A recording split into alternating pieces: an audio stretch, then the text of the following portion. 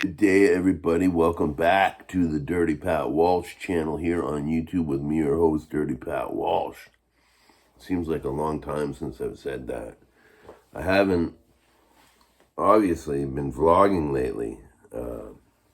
Just been putting up music, which is fine with me. But the Silent Pat. Crow taught me this on Wayside Lee 83. Yeah,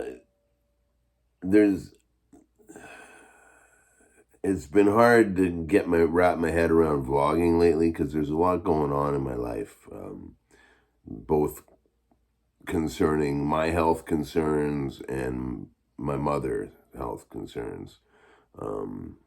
Pretty serious stuff. So I'm just kind of, I'm not gonna bring that stuff to my vlogs. I'm not gonna sit and talk about all that stuff. Because that's not really appropriate. But I'm going to have a dip of Stoker's Fine Cut Wintergreen that Hillary sent me for my birthday. Cheers, everybody.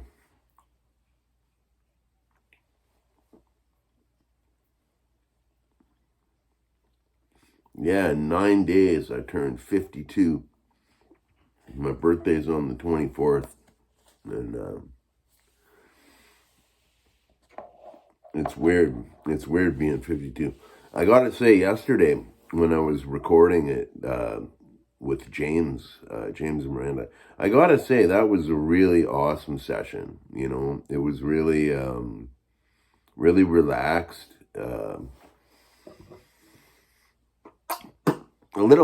A lot different than what I'm used to. Like if I was to go in and record at Sabretooth Sound with Tyler, I'd be playing through an amplifier. He'd be micing the amps. That's what I'm used to. But with James, it was just like I DI'd my harmonica mics. I used primarily my copper can. Bone Daddy copper can microphone, and he made me a custom microphone. Hillary sent him an old snuff tin, and he put a police dispatch microphone element in it, and made it into this amazing microphone for me. So I did a few songs on that one, and I did a bunch on the copper can. But it was weird because I wasn't playing, like, to me it just sounded like I was playing harmonica acoustically, James is gonna do all the, like I was singing into a condenser mic, and I had my harp mic, and I was kind of singing into both of them intentionally.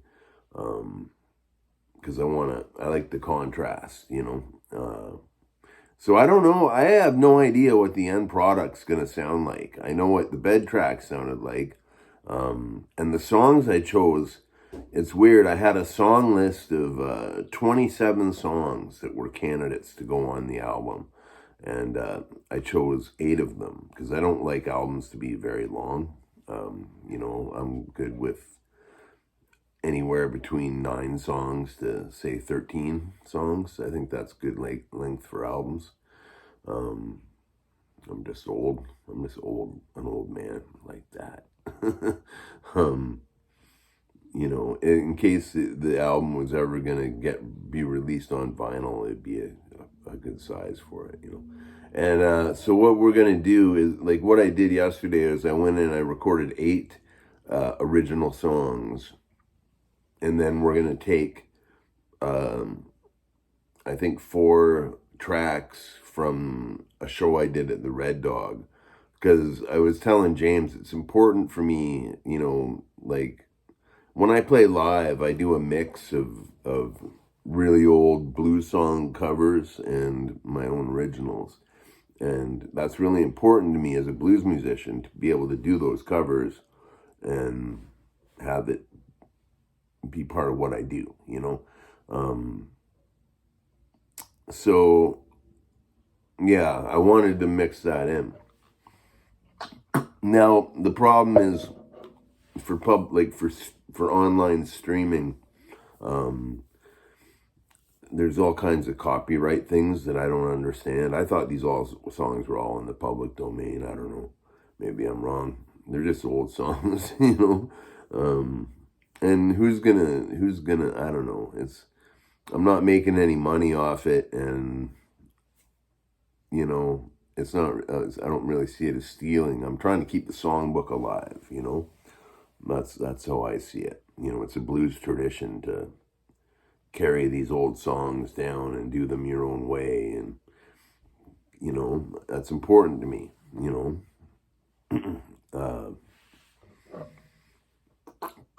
I didn't choose to be a blues musician just to play my own stuff. I wanted to play other people's stuff in my own voice. So anyhow, it was a good session, and now one really good thing that came out of the session as a sideline is James is really into. I want to record an album of gospel blues songs, like just have a really like a straight up gospel album, you know, like one that I could potentially, you know, maybe take to a church and say, hey, you know, I'm a gospel blues performer. Maybe I can get on for the, like, because all of the churches do musical entertainment, I think. I don't know. I'm not looking to make any money at it. I just think it would be cool. You know, I have this kind of fantasy of doing like a church tour, you know, doing my Dirty Pat Walsh gospel blues stuff, you know. I don't know if that could ever happen, but yeah. But anyway, he's into doing the gospel blues album with me, which is really amazing. I never really brought that up with Mirkwood, I guess. It's something that I've wanted to do. I remember I first got a notion to do it back in around the turn of the century. When I was singing in that black metal band at Do, I kind of wanted, like, I had this idea to do like a black metal album with the Do, and then have like a gospel blues album at the same time. Like, I don't know, the darkness and the light. I don't know.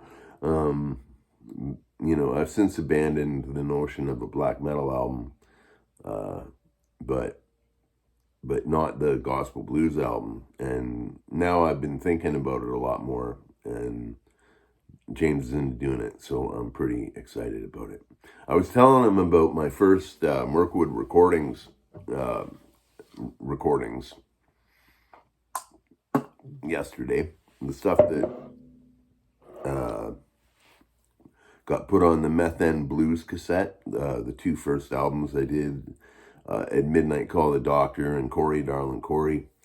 And I was telling him how At Midnight Call the Doctor, I recorded it on my phone through a cheesy megaphone sound application using Cigar Box Guitars that I built.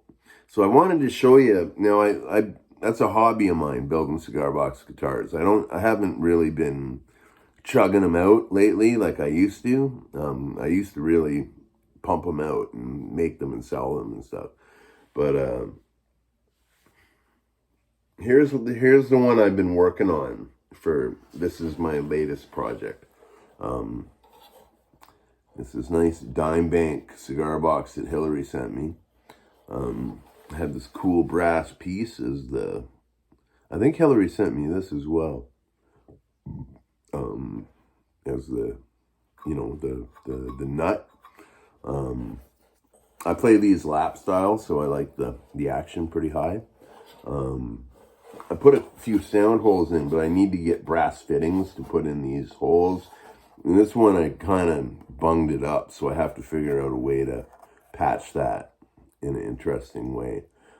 See, the cool thing about Cigar Box Guitars is there's no rules, so you can make them however you want. Now, this one, the main problem I've had with it is I wanted to use these old viola tuning pegs that I got.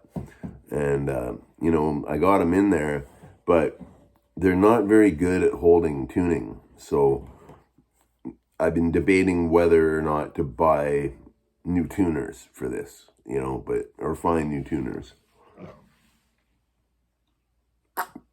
It's just not as easy as it used to do that stuff. But yeah, this is it so far. I have it tuned all to the,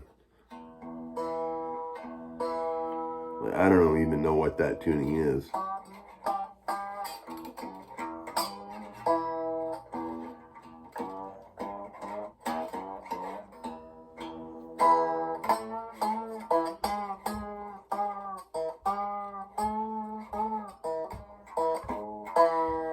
No, it's not very loud. Once you can put a mic on these, they're pretty good. Now, this one's still a work in progress, obviously, but it's the one I'm working on. I want to paint the neck. I want to, I want to make it look a lot better. I want to adjust this fitting. I like to use these copper tubings for some reason, as you know, whatever the fucking things are called. I don't even remember the parts of the guitar. With these two parts, you know, and this is a kind of a signature thing of mine. I use these copper tubings. Yeah, and I want to just jazz it up, like paint it with chalkboard paint and make it black, and maybe put some fret markers. I don't know, and get some brass fittings, doll it up somehow, make it look good. But yeah, I just wanted to show you this as the end of my video today. Like I said, I haven't been vlogging much. I appreciate your views, everybody watching. You've all probably tuned out by now. My average, the average viewing on my videos range from 30 seconds to about 4.5 minutes. So I don't know if you're still here. Say Cigar Box Guitar, and I really appreciate you watching. I hope you're all doing good and well, and God bless you, and have a fucking great day. Be well, stay free. Bye now.